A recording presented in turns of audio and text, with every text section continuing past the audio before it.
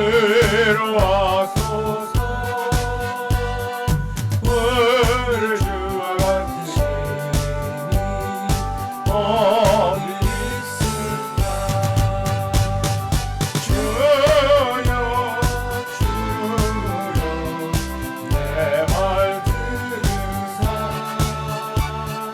죄인오라 하실 때에 나를 부르소서.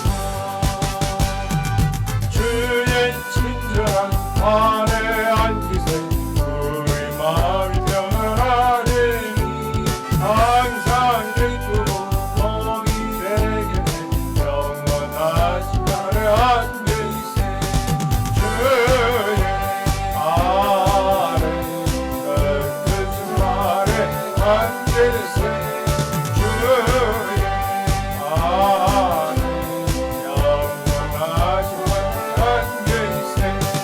날이 갈수록 주의 사랑이 무방하게 비치고 정성 같은 머리하니 영원하신 안되세. 주의 아래 끝끝은 말에 안되세. 주의 아래 영원하신 말에 안되세. 주의 본다로 나아갈 때에 기쁜 장미소리 외치고 옷과 두려움 없어지니 영원하신 말에 안되세. 주의 아래 끝끝은 말에 안되세. 주의 아래 영원하신 말에 안되세. 내 영혼 편히 쉴 곳과 풍랑이 일어도 안전한 곳 없은 땅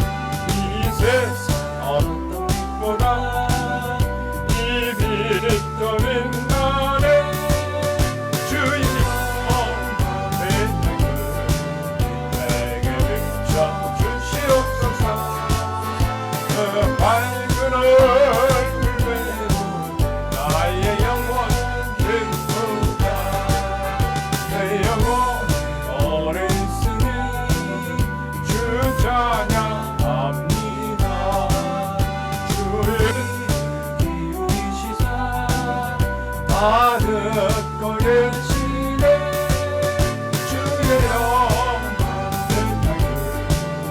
내게 비춰주시옵소서 그 밝은 얼굴 외울 나의 영혼 기쁘라 엄날 되어서 주 함께 하실 때 그 평강 내게 깃들고 주의 꽃길에 주의 영광 그 땅을 내게 비춰주시옵소서 그 밝은 얼굴 외로 나의 영혼 기쁘다 내 영혼이라기도 큰 소망 넘치네 주 예수 목을 비치고 은혜를 주시네 너의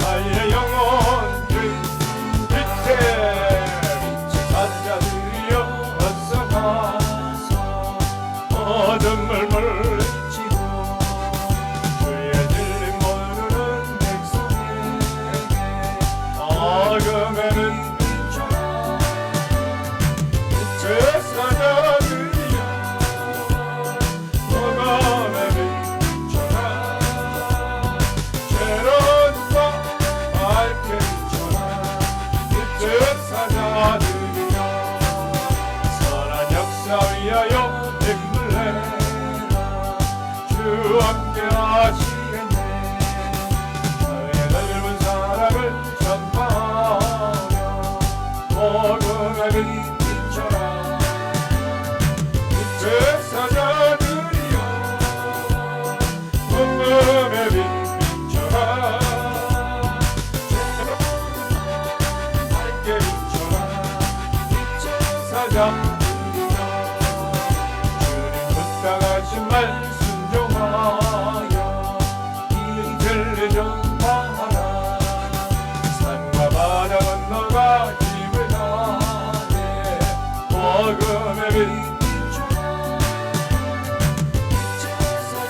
그리고 복음의 빛 비춰라 괴로운 밤 밝게 비춰라 빛에 찾아들여 동서남북어디나 땅끝까지 주님만을 지나고 어두워서 못 보는 백성에게 복음의 빛 비춰라 빛에 찾아들여 복음의 빛 비춰라 괴로운 밤 밝게 비춰라 빛에 찾아들여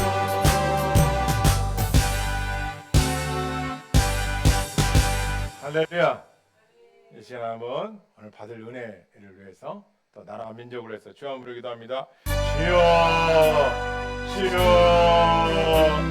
주여 아버지 하나님 어려가고 있는 우리 하나님 아버지 은혜의 강구의 영을 기도의 영을 불에 있는 영을 한만한 영을 만족하신 하나님 아버지 도와주시옵소서. 거룩한 성령님 환영합니다. 모셔드립니다. 성령의 특별함을 부어주시옵소서. 성령의 저를 불쌍히 여겨주시옵소서. 도와주시옵소서. 어려움을 지켜주시옵소서. 어려하고 하나님 아버지 강물로 충만하고 진리의 영으로 충만하여 주시옵소서. 아버지 아버지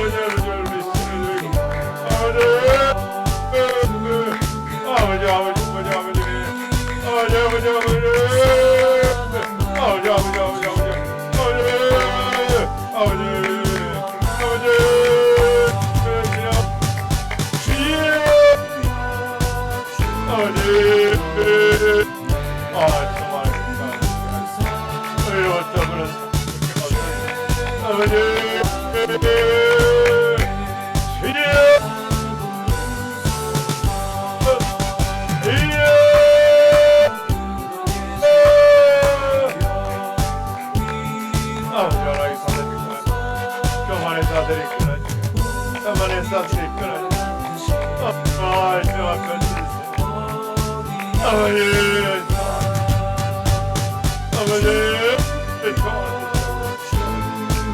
아버지 도와주세요. 하나님의 풍성한 우리가 내가하게 하시기 이로서는 영적인 아버지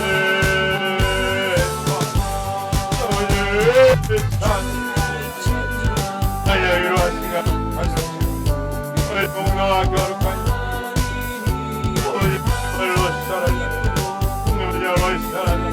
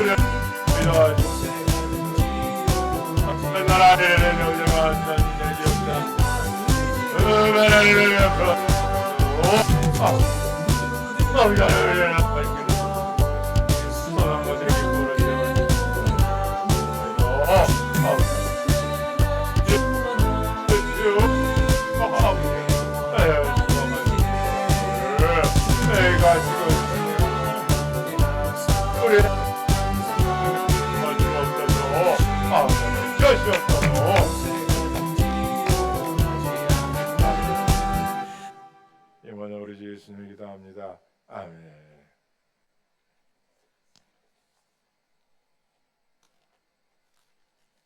찬송가 528장입니다. 528장.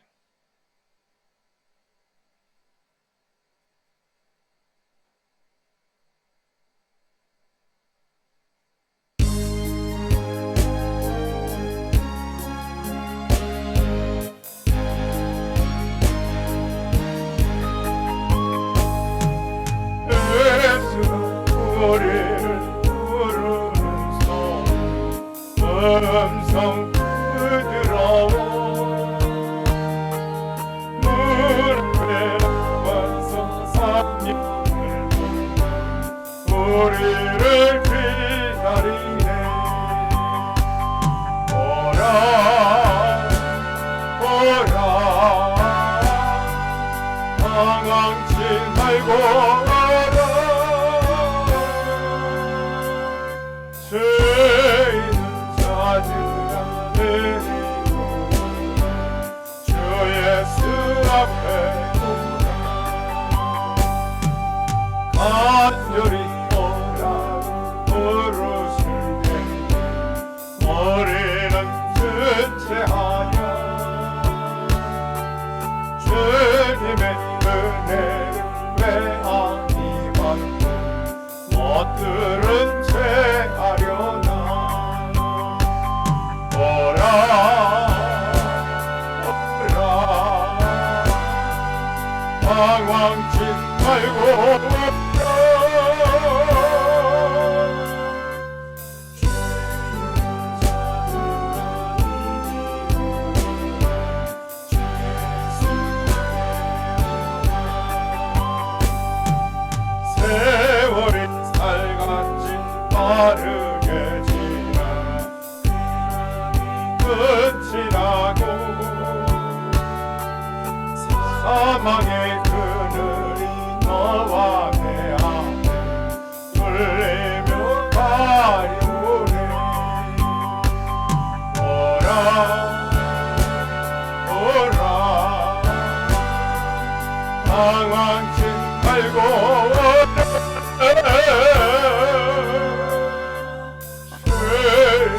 아들은 이르노라 주 예수 앞에 오라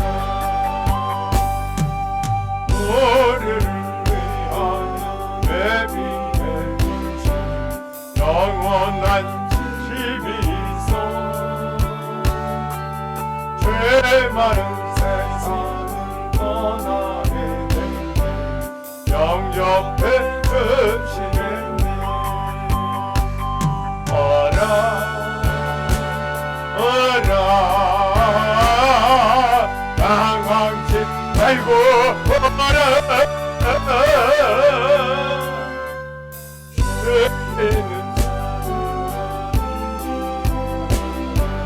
주 예수 앞에 오라 할렐루야 사랑의 풍성하신 아버지 하나님 감사합니다. 우리가 무엇이었는데 성전에 불러주시고 하나님을 예배하며 찬양하며 기도할 수 있는 은혜 주신 것 감사합니다. 교만하고 자만하고 태만하고 오만하여서 하나님 말씀 앞에 살아가는 것보다 내 뜻과 내 주장이 강했던 죄악을 용서하여 주옵소서. 순종했더라면 더 평탄하고 순종했더라면 더 꽃그렸을 텐데 하나님의 말씀대로 순종하지 못하고 뜻대로 행하지 못한 죄악들로 인하여 늦어지고 더뎠던 죄악을 용서하여 주옵소서. 하나님이 하시는 일에 우리가 순종함으로 하나님 나라 확장을 위하여 쓰임받게 주시옵시고 이 밤에도 사모하는 영혼을 만족케 하여 주옵소서. 흩어진 새 영찬 연결을 통해 하는 성기는 백성들을 축복하여 주시옵시고 저들의 삶 순간순간마다 보호하여 주시니 주님 안에서 거룩한 신과 은혜로 충만케 하여 주옵소서. 걱정, 의심, 염려 주 앞에 내려놓고 하늘부터 오는 의리와 소망을 갖게 하여 주옵소서. 예수님의 이름으로 기도합니다. 아멘. 할렐루야. 신앙 결심은 갑니다. 신앙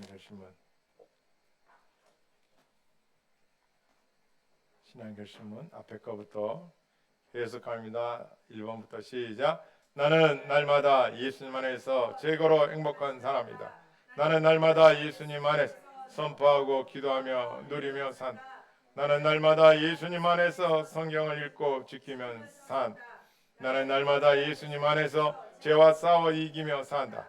나는 날마다 예수님 안에서 말씀과 기도로 성령 충만할 것이다. 나는 날마다 예수님 안에서 존귀하고 사랑스러운 사람이다. 나는 날마다 예수님을 바라보며 사랑하며 살 것이다. 나는 날마다 예수님을 생각하며 말과 행동을 할 것이다. 나는 날마다 예수님의 말씀을 따라 교회와 이웃을 사랑하며 섬길 것이다. 나는 날마다 성령 안에 거룩한 꿈을 품는다. 나는 날마다 입을 크게 열고 큰 소리로 꿈을 선포한다. 나는 날마다 꿈을 선포하고 꿈을 위해 기도한다. 나는 날마다 꿈을 위해 실력을 키우며 최선을 다한다. 나는 날마다 복음 전도로 사명을 다한다. 나는 날마다 십자가의 부활의 신앙으로 살아. 나는 날마다 기뻐하고 기도하며 감사하며 살아간다. 나는 날마다 하나님께 영광을 드리며 삶을 산다. 나는 날마다 말씀을 읽고 기도하며 찬송하며 산다. 나는 하나님을 믿음으로 반드시 복을 받는다. 나는 하나님의 자녀다. 하나님의 말씀은 내 발의 등이요 내 길의 빛이다. 나는 하나님께 받은 복을 오직 성경, 오직 은혜, 오직 예수 그리스도 중심 신앙으로 오직 하나님께 영광을 돌려드리라. 내 입을 크게 열라 내가 채우리라. 내 말이 내 귀에 들린 대로 내가 내게 행하리라. 성대 언어 훈련, 인간관계 훈련 갑니다. 시작. 예 여보, 예 목사, 예 장로님, 예 선생님, 예 관. 나 자신에 대한 언어 훈련 갑니다. 시작. 나는 하나님의 은혜로 더 잘 됩니다. 할수록 더 잘 됩니다. 나는 살겠, 그래도 살겠, 아무리 힘들어도 살겠. 나는 행복합니다. 무지무지하게 행복합니다. 할수록 더 행복합니다. 나의 삶과 미래는 날마다 천국입니다. 나는 범사에 감사합니다. 그래서 감사합니다. 그러니까 감사합니다. 그것까지 감사합니다. 그럼에도 감사했더니 기적이 일어났습니다. 감사하는 마음은 기적을 만드는 습관입니다. 세상에서 가장 행복한 사람은 감사하는 사람입니다. 나의 모든 것이 주님의 은혜입니다. 오직 주님께만 영광을 드립니다.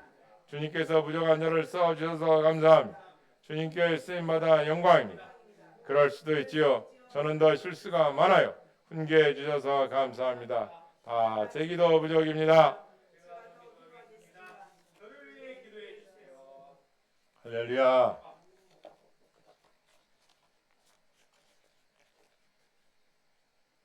세종 참전교회 합심 기도문 보시겠습니다. 같이 읽습니다. 시작. 너는 내게 부르짖으라. 내가 내게 응답하겠고 내가 알지 못하는 크고 은밀한 일을 내게 보이리라. 오 주여, 대한민국을 보호하사 입법, 사법, 행정, 군사, 외교, 정치, 경제, 교육, 문화 등 각종 분야가 회복 성장하게 하옵소서. 오 주여, 대통령을 비롯한 의정자들에게 간섭하사 하나님과 백성을 두려워하며 자유민주주의를 지키는 지도자들로 세워 주시옵소서. 아멘. 오 주여, 각종 악법을 제거하고 입법부, 사법부, 행정부가 균형과 조화를 이루어 자유 대한민국을 다음 세대에게 계속해서 이어지게 하옵소서.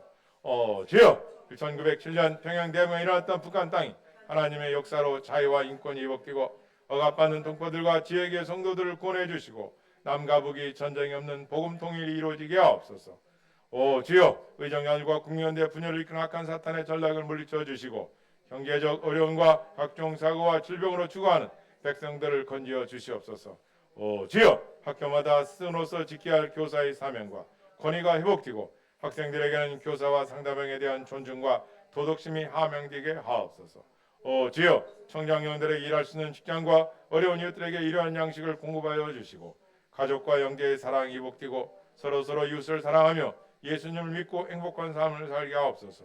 오 주여, 한국교회가 부리는 강한 기도의 영성을 회복시켜 주시고 초대교회와 같이 모이기를 힘쓰며 거룩한 열정을 회복시켜 주시고 교회를 무너뜨리려는 악한 영과 신천지 사이비 종교와 이단을 제거하여 주시옵소서. 주여, 한국교회가 복음을 전하고 복음의 능력이 강력하게 나타나며 성경을 읽고 말씀과 기도로 그리스도인의 정체성이 회복되게 하시옵소서. 주여, 한국교회가 존귀하신 예수 그리스도를 전파하고 죄와 사망과 우상 숭배와 세속화에 물든 백성들을 건지어 주시고 교회를 부흥시켜 주시옵소서. 주여, 세종씨가 복음화되게 하시고 세상에서 가장 예수님을 잘 믿는 도성이 되게 하여 주옵소서. 주여, 세종씨가 가장 행복한 도시, 깨끗한 도시, 그리스도의 영으로 충만한 거룩한 도성이 되게 하옵소서. 주여, 세종참는 성도 모두가 말씀과 기도로 성령 충만하고 가정이 화평하고 직장과 사업장, 학업과 자녀들에게 하방의 평안과 치유와 회복을 주시옵소서. 질병, 가난, 악습, 저주, 각종 중독을 물리쳐 힘을 주시고 각종 유혹과 의임에서 건져 주시옵소서. 주여, 세상을 차는 모든 사람의 은혜와 큰 기쁨을 주시고 말씀을 잘 배우고 지키며 전하며 하나님의 사랑, 성령의 사랑, 예수 그리스도의 증인이 되게 하옵소서. 주여, 인권, 물권, 영권을 부어주시고 어려운 개척교와 선교사들과 고아와 가부, 독거 노인과 조선가정과 탈북자들과 다문화 가정과 헐러진 목사님과 사모님과 성도들과 어려운 이웃들을 위해 베풀고 나누고 꾸어주는 일에 쓰임받게 하옵소서. 주여,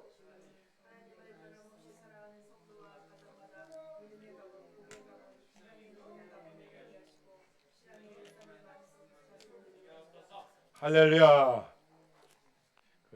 요셉아, 요건 그래요? 요건 이렇게 해서 이렇게 나올 수 있도록 자 하겠습니다. 자, 오늘 말씀은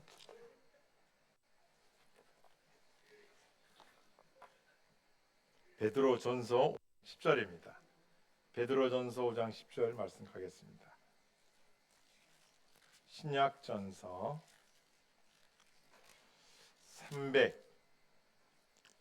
383쪽에 있습니다. 5장 10절.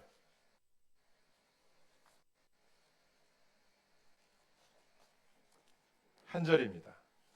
다 같이 합독으로 하시겠습니다. 시작. 모든 은혜의 하나님 곧 그리스도 너희를 부르사 자기의 영원한 영광에 들어가게 하시니가 잠깐 고난을 당한 너희를 친히 온전하게 하시며 굳건하게 하시며 강하게 하시며 털을 견고하게 하시리라. 할렐루야. 다시 읽겠습니다. 시작. 모든 은혜의 하나님 곧 그리스도 안에서 너희를 부르사 자기의 영원한 영광에 들어가게 하시니가 잠깐 고난을 당한 너희를 친히 온전하게 하시며 굳건하게 하시며 강하게 하시며 터를 견고하게 하시리라. 할렐루야. 우리는 예고 없이 우리 인생에 찾아오는 고난 그리고 칠 같은 어둠의 한가운데 은밀하게 숨겨져 있는 의장된 은혜에 대한 말씀을 전달하겠습니다. 바꿔주세요. 이 땅에 살아가는 우리가 갑작스러운 질병 또는 평생을 바친 일터에서 실직하거나 하루아침에 벼랑 끝으로 내몰리는 경제적 위기 그리고 내 목숨보다 아끼던 사랑하는 이와의 사별까지 어떤 고난과 역경이 있을 수 있습니다. 그럴 때 인생이 기반이 송두리째 흔들리고 무너져내는 경험을 우리는 통과하곤 합니다. 하지만 오늘 이 밤에 이 시간에 고난이 어떻게 우리의 영혼을 아프게 하고 무너뜨린 거에만 주목하지 않고 오히려 고난이란 아픈 도구를 통해 하나님께서 우리 삶을 얼마나 더 깊고 넓게 빚어 가지는지 그 놀라운 신비, 고난의 신비에 대해서 오늘 말씀을 살펴보도록 하겠습니다. 모든 사람은 고난이 오면 도망치려는 방어 기제를 갖는답니다. 고난이 오면 도망간다는. 예를 들어 어떤 사람들은 닥친 위기와 어려움 앞에서 TV 앞에 가는 사람이 있어요. 영화관에 가는 사람이 있어요. 잠을 자는 사람도 있어요. 친구를 만나서 수단을 떠는 사람도 있어요. 그리고 그 고난을, 그 역경을, 그 아픔을, 그 후회를, 그 슬픔을, 그 비밀을 감추고 싶어서 그냥 잠을 여기 나오는데 잠도 자고 이런 식으로 방어 기제를 한다는 거예요. 이런 사람도 있다는 거예요.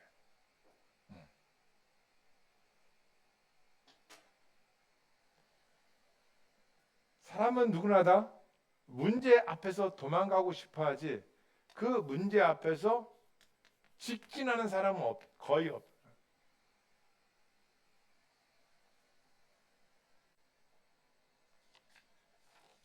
왜 그럴까요?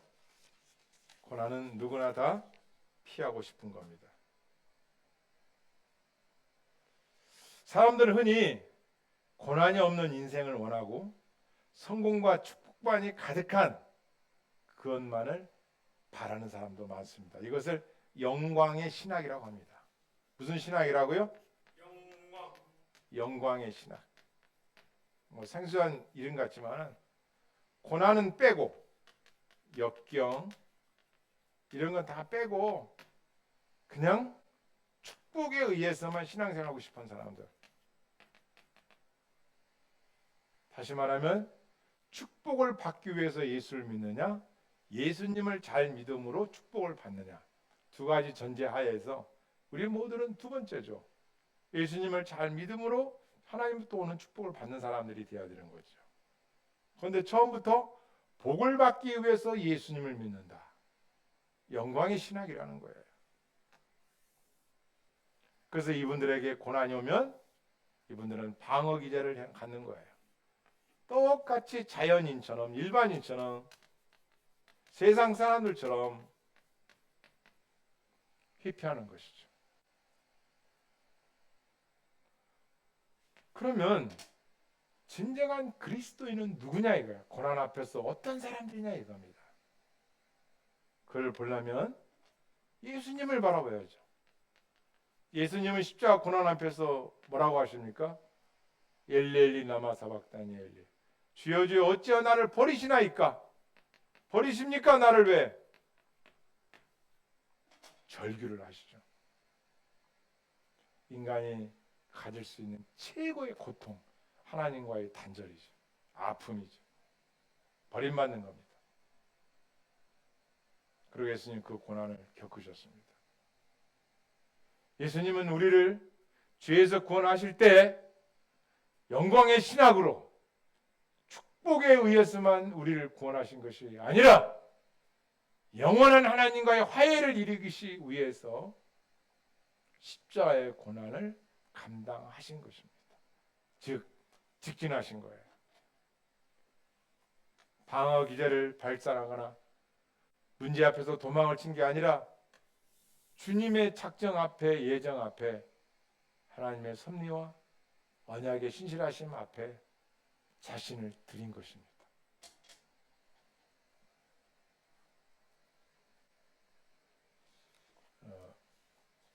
여기 보십시오. 제널드 시체라는 분이 그런 말을 했어요.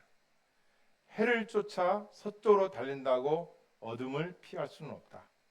태양을 만나는 가장 빠른 길은 방향을 돌려서 어둠 가운데로 뚫고 들어가는 것이다. 태양을 향해서 가라. 언제? 고난이 오고 역경이 왔었을 때 하나님 앞에 직진으로 가란 말이에요. 다니엘 선지자를 봐도 그렇고 신앙의 위대한 영웅들은 다 하나님 앞에 직진으로 나간 거예요. 그 시간이 새벽이든 아침이든 저녁이든 상관없어요. 그것이 골방이든 그것이 다리 밑이든 그것이 기도원이든 어느 곳이든 하나님 앞에 자기가 직진하는 거예요. 하나님 앞에. 영광의 신학은 어떤 게요?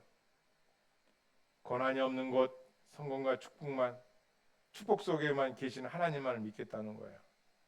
그래서 이런 사람들은 고난이 왔었을 때 철저하게 버림받는 착각을 느끼는 거죠. 무슨 말씀이에요? 이런 사람들에게 고난이 오면은 나는 버림받은가 봐. 나는 이제 소망이 없어. 나는 이거밖에 안 돼. 절망으로 가는 거예요. 아니에요. 그건 신앙과 신학이 잘못된 거예요.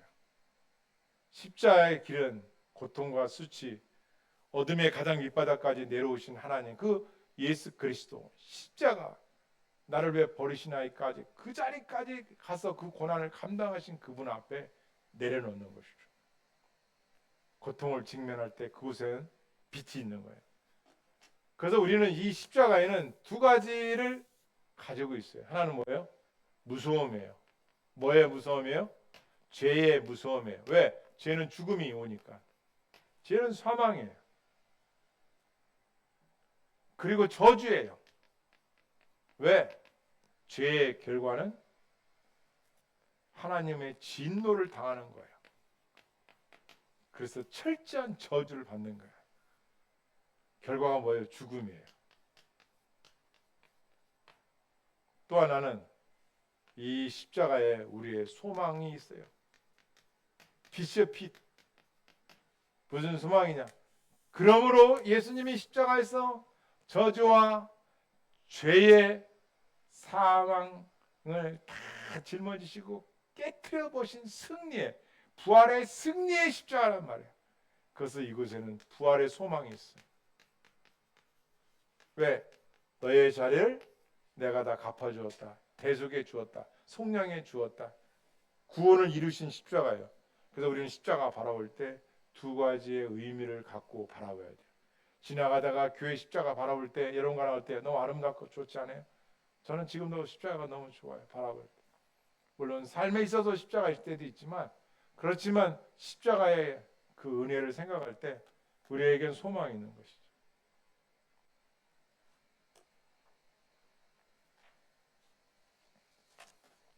성도에게 있어서 고난. 그래서 많은 사람들은 내 가족만을 위해서 구해요. 제가 어떤 그 사이트나 이렇게 보니까 야구장에서 있던 일이요.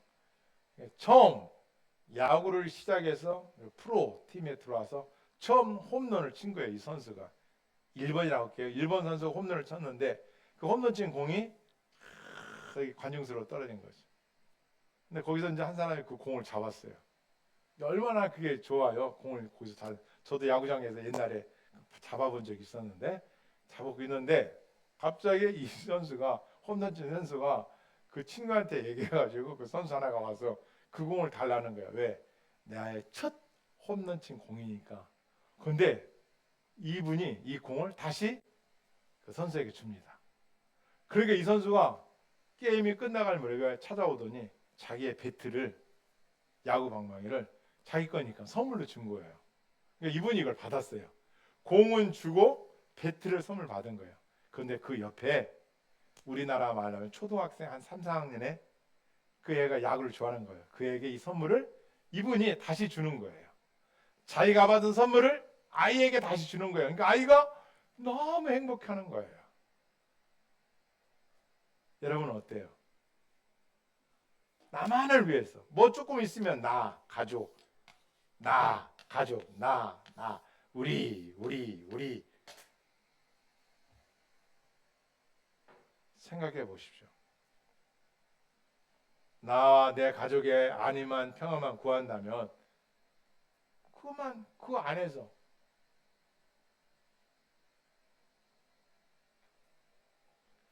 그런데 인생의 고난을 겪은 사람들은 어때요? 마음이 넓어지는 거예요.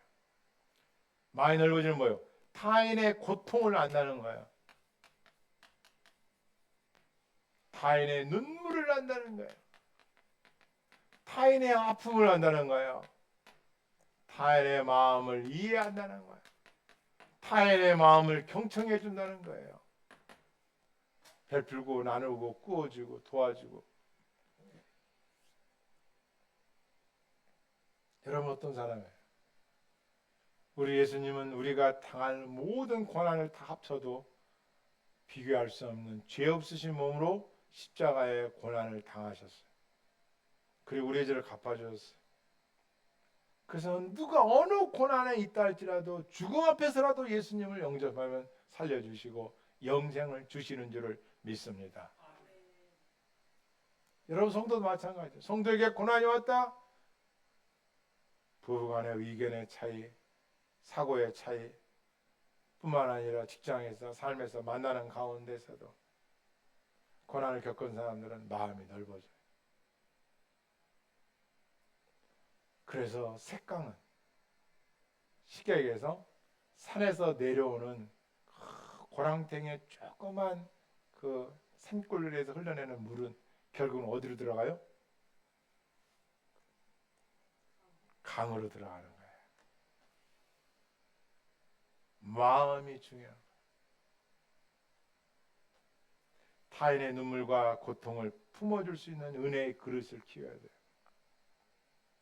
환경과 삶인 비록 우리에겐 적을지라도 우리는 어려서부터라도 나눠야 돼요. 또 하나의 그림을 봤어요. 엄마 아빠와 딸이 한 3살, 3, 4살 정도 딱 앉아있어요. 3살 딱 엄마 아빠가 있어요. 근데 접시에다가 햄버거가 있는데 하나는 2개는 고기가 들어있고 하나는 고기가 안 들어있는 빵만 있는 햄버거예요. 근데 아빠가 딱 와서 보니까 자기 거는 고기가 들어있어요. 그리고 아기 거는 고기가 들어있어요. 근데 자기 아내 거는 빵만 있어요. 그러니까 아기가 보는 앞에서 이 아빠가 자기가 들어있는 고기가 들어있는 빵을 자기 아내께다가 갖다 놓고 뚜껑을 덮어놓고 자기가 고기 없는 빵, 그 빵을 자기 앞에 갖다 놓았어요. 근데 이 아이가 그걸 보고 있는 거예요. 그래서 좀 있으가 엄마가 왔어요. 아빠가 화장실 갔어요. 그러니까 엄마가 와서 자기가 열어보니까 고기 있는 빵이고 아빠 거는 보니까 빵만 있는 거예요. 그러니까 이 엄마가 고기 있는 빵을 아빠한테 갖다 놓고 고기 없는 빵을 자기한테 다시 갖다 놨어요. 그리고 엄마도 화장실 갔어요. 아기가 혼자 남았어요. 그러니까 아기가 어떻게 하는지 아세요? 엄마는 지금 고기 있는 빵이 있죠. 자, 고기 없는 빵이죠. 아빠는 고기가 있고 아기도 고기가 있는 빵. 그런데 이 아기가 자기가 있는 고기 있는 빵을 엄마에게 갖다 주고 엄마에게 갖다 주고 자기가 빈 빵을 먹는 거예요. 뭐냐? 은혜라는 것은, 교육이라는 것은 삶에 있어서 마음의 그릇을 이타심을 갖게 하는 거예요. 근데 그 엄마가 인색하고 자기밖에 모르는 사람들은 자기밖에 몰라요. 그래서 타인에 대한 동정심과 위로하고자 하는 마음, 긍휼히 여기는 마음이 없다.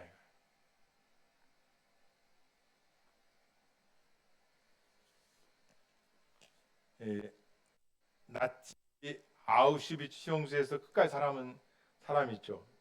정신의학자 빅터 프랭클린이라는 사람은 이런 말을 남겼어요. 아무리 절망적인 상황이라도 그 상황을 어떻게 받아들일지 결정하는 선택의 힘은 오직 나에게있다. 다시 말씀드리면 아무리 절망적인 순간이 있을지라도 선택은 내가 한다는 거예요. 그러니까 그 사람의 마음이 고난을 많이 겪고 인생의 어려운 길을 걸어온 사람들이 선택을 할 때 어떤 선택을 하느냐? 이타심.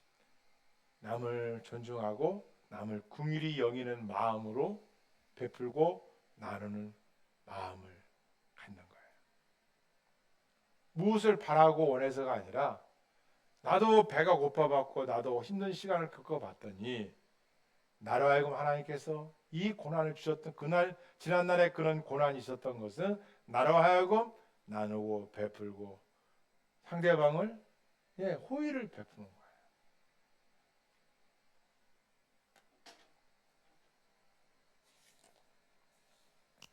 우리 요셉을 살펴봅시다. 채색 옷을 입고 자기 중심적이고 미숙한 아이였죠. 13년 동안 형제들의 배신 속에서 깊은 웅덩이와 감옥, 상실감 다 체험했어요. 그리고 그가 하나님의 은혜로 애굽의 총리가 되었습니다. 어떤 사람이 되었어요? 형제를 품는 큰 그릇이 되어 있었어요.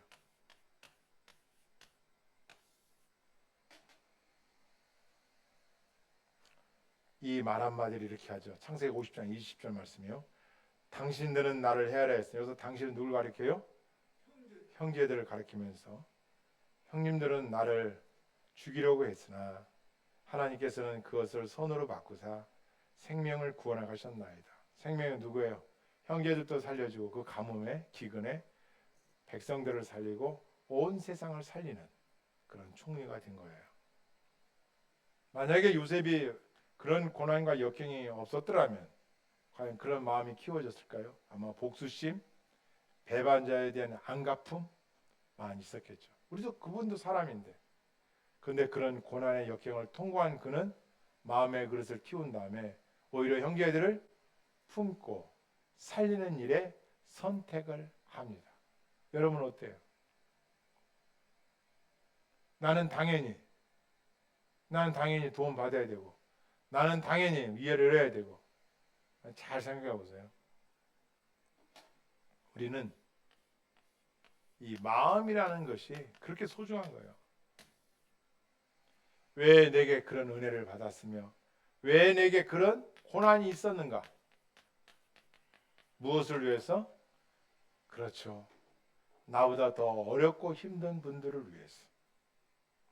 그러니까 하나님께서는 이 세상에 질서를 세우신 게 법칙이 뭐냐면은 많이 갖고 그 만나 사건 때 광야에도 나타나잖아요. 하나님께서 오늘 먹을 일용할 양식을 주면 그걸 먹으러 하는데도 백성은 어떻게 해요? 내일 나가기 싫으니까 오늘 이틀치를 가지고 오는 거예요. 토요일 날만 그렇게 하라겠어요. 주일날은 이제 안식일이니까. 그런데 백성들 어떻게 해요? 야, 매일 나가서 뭐 걷어와. 내일 늦게까지 잠자야지. 오늘 가서 한 이틀 거 먹을 거, 3일 거 먹을 거 쌓아오자. 팍팍 긁어다가 쌓아놓고 그 다음 안 나갔더니 만나가 어떻게 됐어요? 썩어 있었어요. 냉장고에 먹을 거 착득 쟁여놓고 남 줄 줄도 모르고 그리고 썩어서 종량제 봉투에다 버려버리고. 저는 지난 며칠 전에 병원에 계신 아주 덕망 있고 실력 있는 교수님을 뵀어요. 음식을 먹고 있는데 음식이 이렇게 한두 개 남았는데 이분 말씀이 음식을 버리면 안 되죠. 딱 잡으시는 거예요. 여러분 어떻습니까? 우리는 물론 제 양껏 먹여야겠지만 음식 하나라도 아끼는 그 마음 너무 소중한 거예요. 그런데 고생을 안 해보고 고마운 줄 모르고 이런 분들은요,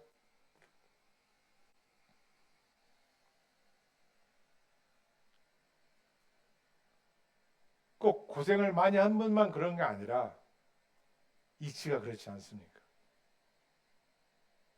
타인을 이해하고 타인을 품고 타인에게 은혜를 베풀 수 있는 것은 말로 되는 게 아닙니다.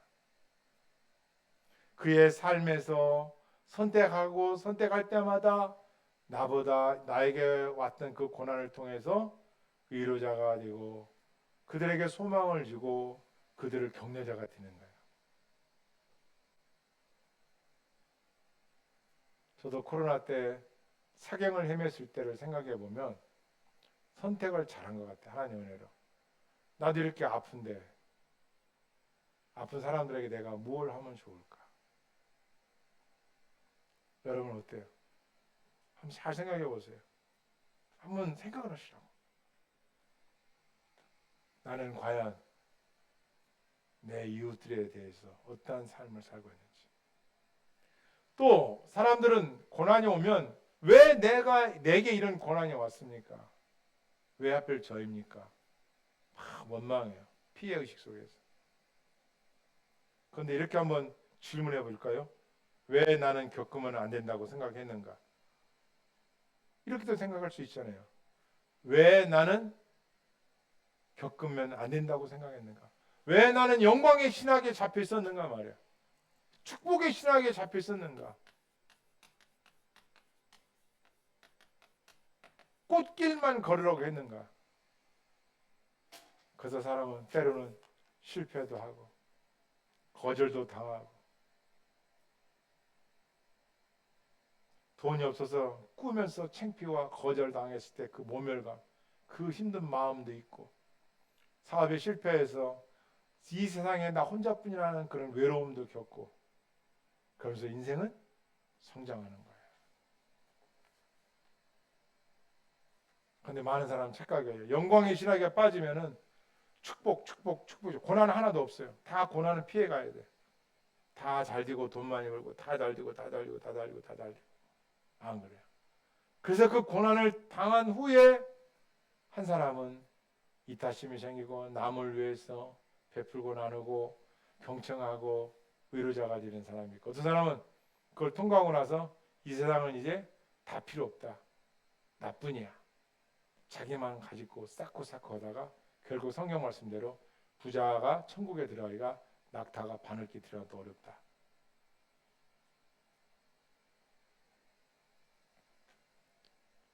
왜 나는 겪으면 안 된다고 생각했는가? 이 뼈아픈 질문의 전환을 통해서 우리는 크신 주권자 앞에 서게 되는 겁니다. 무슨 말씀이냐? 이 세상 창조 이후로 누구보다도 가장 큰 고난을 당하신 예수님은 아시는 거예요. 육신을 입고 상실과 배신을 겪으신 고난받는 주권자 예수 그리스도께서는 지금 질 같은 어둠 속에서 눈물을 흘리는 그들을 외면하지 않고 함께 울고 계셔요. 믿으시길 바랍니다. 너 나를 찾으라. 어서 돌아 오 어서 돌아마노 지은 죄가 아무리 무겁고 크기로 돌아오라. 주님은 기다리신다. 아무도 너의 아픔과 너의 그 고난을 이해해 주지 못하고 몰라준다 하더라도 주님은 아신다는 거예요. 그래서 우리는 주님 앞에 매달리는 거예요. 그래서 그런 분들은 신앙도 성장하고 그런 사람들은 남의 눈물을 알아요. 우리도 매년 크리스마스가 되면 좀 2년째 오셨죠? 몇백만 원짜리 그 트리를 그분들이 사서 그분들이 와서 열 몇 명이 와서 먼 길이잖아요. 용인이면 와서 우리한테 설치해주고 예배 같이 드리고 밥도 사주고 헌금도 하고 그 시간을 내서 그분들이 그렇다고 큰 교회자 그렇지도 않잖아요. 이런 사랑 속에서 우리는 사랑을 받고 우리도 사랑받은 사랑을 가지고 또 흘러가게 해야 되는 거예요. 그릇이 중요한 거예요. 주님의 몸된 교회는 주님이 주인이세요. 여러분 여기서 주인 노릇 하려고 하지 마세요. 저도 그렇고 여러분도 그렇고 그렇게 하면 안 돼요. 하나님이 원하시는 일이다, 하나님이 기뻐하시는 일이다 하면 우리는 그렇게 순종하는 거예요. 만약에 여러분들의 말대로 따랐다면 어떻게 됐을까요? 교회가 어디로 갔겠어요? 여러분의 고집대로 갔겠죠. 하나님 그걸 원하지도 않고 그렇게 갈 수도 없어요. 교회가 문 닫는 교회 많다고요? 걱정하지 마세요. 아픈 현실이지만 엘리야 시대 때도 7천 명의 바알에게 무릎 꿇지 않는 사람들을 남겨놨어요. 여러분, 기도가 핵보다도 무서운 거예요. 아멘? 기도는 하나님의 능력을 땅으로 이끌어내는 거예요. 세상 말로 까불면 안 돼요. 하나님 앞에. 나라든 왕이든. 그래서 오늘날 필요한 게 뭔지 아세요? 우리 교회마다 경외하며 경외함. 하나님을 두려워하고 공경하는 마음을 회복해야 돼요. 두 번째, 임마누엘이 있어야 돼요. 그 교회에, 그 성도에게 하나님의 간섭하심과 하나님의 역사하심이 나타나는 것을 봐야 돼요. 사람의 생각대로, 사람의 마음대로, 사람의 이성대로 하려고 하지 마세요. 성령의 이끄신 대로, 성령의 가르침을 따라 움직이세요. 그래, 요새 형제님도 요즘에 성경을 많이 읽으시더라고요. 보니까 꾸준하게 중요해요. 여러분 24시간 어떻게 쓰세요? 한번 적어보세요. 오늘 집에 가서 24시간을 나는 어떻게 쓰고 있는가? 과연 24시간 중에 나는 기도는, 말씀은, 운동은, 친구 만남, 여행 다 중요해요. 근데 진짜 하나님 앞에서 드리는 시간, 제가 전에 한번 설교했죠? 양도 양이지만 한 번에 부르짖고 간구하고 단 한 줄이라도 묵상하면서 살아간 하루의 삶. 할렐루야.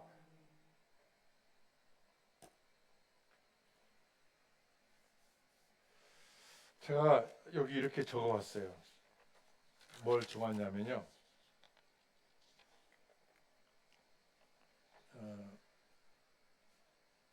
마지막이라는 이 단어는 언제 쓰는 거냐 이거야. 마지막이라는 단어. 사람들은 이 마지막이라는 단어를 종종 쓸 때가 있어요. 마지막 수업, 뭐 마지막 만남, 뭐 마지막. 그런데 제가 적어온 걸 한번 읽어드릴게요. 우리의 육신을 무너뜨리려는 질병, 예기치 못한 비극적인 사고, 가슴이 미어지는 이별과 죽음, 결코 우리 인생을 규정하는 마지막 단어가 될 수 없습니다. 왜? 부활 앞에서 우리의 인생을 규정하는 마지막 단어는 없습니다. 왜? 인생의 마지막은 단어는 없다 이거야. 왜? 우리에게 뭐가 있으니까? 죽은 후에도 부활이 있기 때문에. 할렐루야. 그래서 이 땅에 마지막이 없어요. 만약 이 땅에 우리가 마지막이라는 단어는 아직 아니에요. 어디요? 부활의 아침에. 그래서 성도의 죽음은 끝이 아니라 시작이에요. 부활의 날을 소망하는 날의 시작인 거예요. 그럼 언제 마지막을 쓰느냐? 바로 부활의 날 아침에 쓰는 거예요.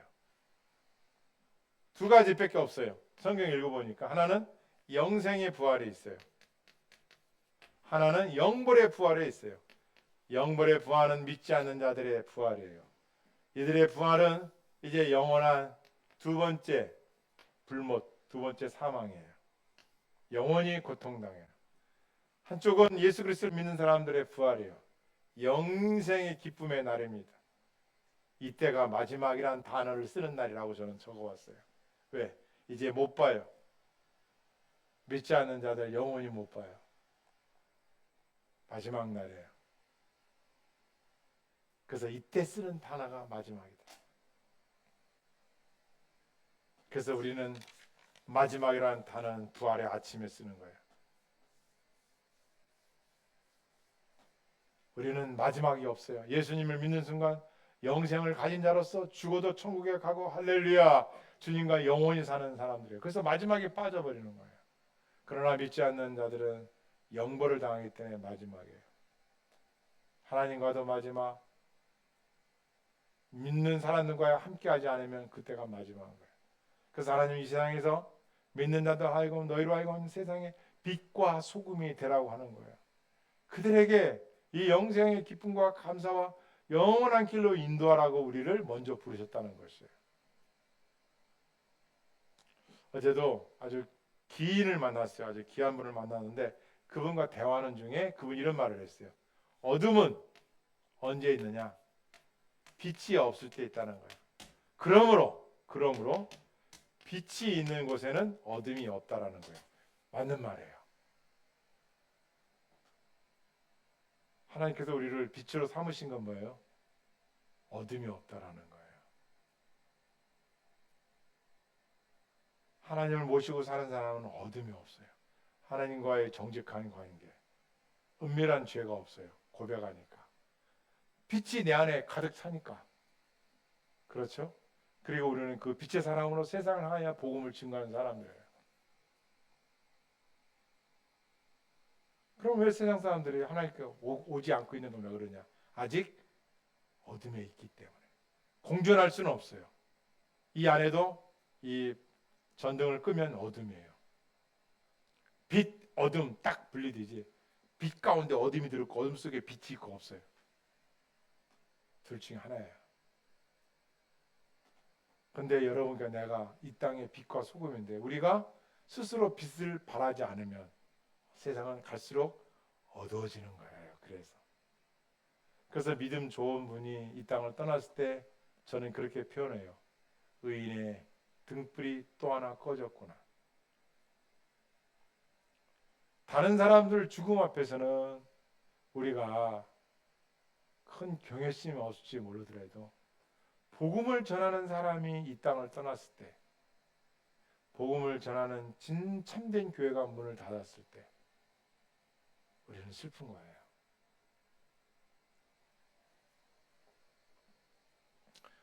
하나님께서는 십자가에서 이 땅에 모든 사람들, 예수 믿기 전에는 사로잡힌 게 사망이라는 단어 앞에 사로잡혀 있어요. 죽음이 언젠가 우리 앞에 있다는 거예요. 죽음이. 이걸 여러분 꼭 인지해야 돼요. 여러분과 나 앞에는 죽음이 기다리고 있어요. 죽음. 언제가 될지. 지금 아무리 좋은 거 많이 먹고 단백질 많이 먹고 저기 황토끼를 막 10바퀴 20바퀴 막 아침 저녁 돌고 와도 온단 말이에요. 그러니까 지혜로운 사람은 요걸 준비해야 되는 거죠. 이 죽음을 맞이해야지. 죽음은 누가 앞으로 오느냐? 하나님 앞에서 심판을 오는 거예요. 이 날을 준비해야 되는 거죠. 심판 받을 날이 있다는 걸 준비하는 거예요. 운동도 중요해요. 단백질 먹는 거 중요해요. 그러나 심판날 앞에 우리가 서야 돼요. 모두가 다. 로마서에 보면 모두가 다 서야 돼요.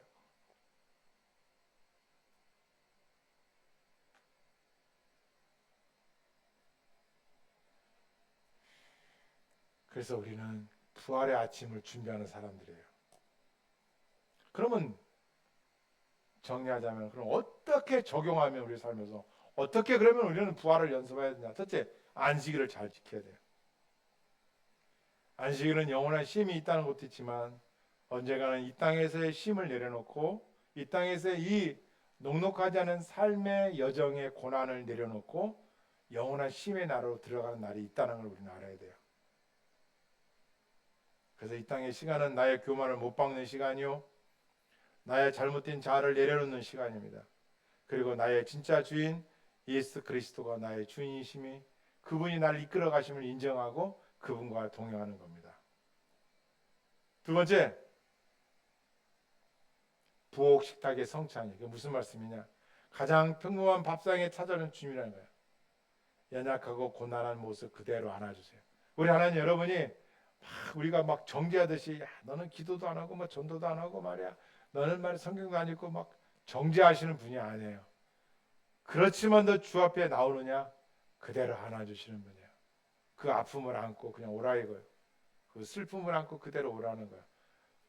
그 불만과 그 오해와 그 배신감, 그 아픔을 갖고 오라는 거예요. 안아주시겠다는 거예요. 그리고 하나님은 블레스, 정죄하지 않고 은혜로 축복하세요. 그가 깨달을 동안 기다려주시고 그를 긍휼히 여겨주세요. 그리고 새 생명으로 빚어주신다는 거예요.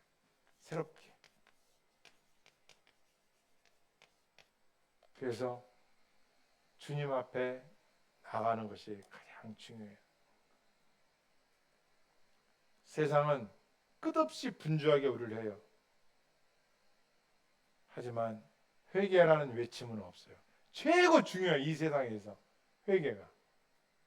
그런데 세상은 회개라는 말이 없어요. 다 거짓말이고 속여요.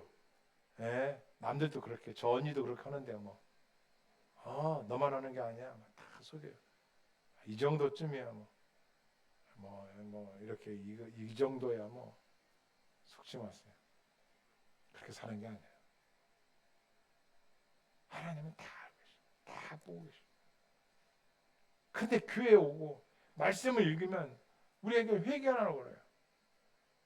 그리고 주권을 네가 갖지 마라. 너 그거 너무 힘들잖아. 내려놔. 나한테. 하나님께 맡겨. 하나님께 맡겨라. 이거예요. 하나님 맡기는 사람은 뭘까요? 하나님 말씀을 듣죠. 요셉 형제님. 요셉 형제님에게 현재 누구의 말을 가장 기울이는 거 잘 생각해보세요. 부모님 말씀이에요? 대표님 말씀이에요? 하나님 말씀이에요? 잘 생각해요. 대답은 하지 마세요. 왜 그런지 아세요? 그분 말이라면은. 그런데 하나님 말씀을 듣는 거예요. 성도는 누구냐? 예를 든 거예요. 그런 마음들을 우선순위가 하나님이라는 거예요. 대표님도 부모님도 중요해요. 하지만 하나님, 제 갈 길은 여호와의 말씀이 내 발에 등이 오니 빛이 오니 나를 인도하여 주옵소서. 그러면 그게 어떻게 할까요? 주의 종을 통하여, 그죠? 기도하는 사람들을 통하여, 심지어 자연의 바람 소리를 통해서라도 깨닫게 해줘요. 인도해 준단 말이에요. 내가 옳았어도, 나는 이걸 지속하고 싶어서도 하나님께서는 사람들을 통해서 아니야, 터내라, 내려놔라, 따르시면 돼요. 아멘. 복이 있을지어다. 그래서 C.A. 루이스는 이렇게 말해요. 과거의 뼈아픈 실파 후에 오지 않은 일에 대한 미래에 대한 불안, 그리고 현재 이 시간, C.S. 루이스는 이렇게 말해요. 따라서 현재야말로 시간이 영혼에 가닿는 유일한 지점이다. 현재라는 건 뭐냐? 현재 지금 이 시간이 영원한,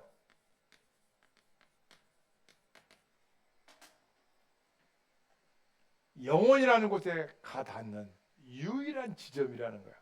그러니까 현재, 지금도 금방 지나갔잖아. 요 현재 또 지나가잖아. 그 현재를 영원한 나라로 연결시켜 놓고 사는 사람이라는 거야. 할렐루야. 이게 중요한 거야. 그래서 이 땅에 고난이 왜 있느냐? 숨겨져 있는 은혜가 담겨 있기 때문에 그 고난의 역경을 통해서 은혜를 받게 되는 거예요. 그래서 심지어 나중에 은혜 받은 사람 뭐라고요? 돌이켜보면 그때 그 어려움도 내게는 은혜였었어. 이렇게 말을 하는 거예요. 그 고백이 그냥 하는 게 아니에요. 그분들이 진짜 체험에서 나오는 소리예요.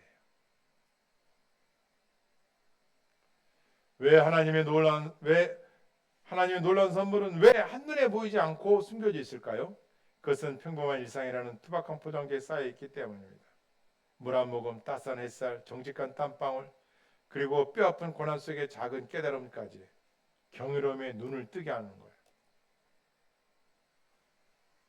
이것이 의장된 은총, 의장된 은혜라는 거예요. 찢어질 듯한 고통 결국 우리의 영혼을 넓고 팽창시켜주고 가장 기쁜 기쁨을 담아낼 수 있게 하는 겁니다. 나를 위해 어둠을 이기신 예수 그리스도께서 지금 이 순간 여러분 곁에 함께 걷고 계십니다. 믿으시기를 바랍니다. 아멘. 그래서 우리는 고난이 왔을 때 고난을 피하는 자가 아니라 그 고난 속에서 하나님께 더 달려나가고 하나님께 더 간구하고 더 부르짖고 하나님 안에서 쉼을 얻고 하나님께 뜻과 계획을 맡기면 그분께서 전능자이신 하나님께서 여러분과 나의, 그리고 이 방송을 듣는 여러분 모두를 인도하실 줄 믿습니다. 아멘.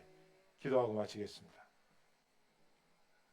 상처의 틈새로 부어주시는 아버지 하나님의 은혜를 감사하며 찬양합니다.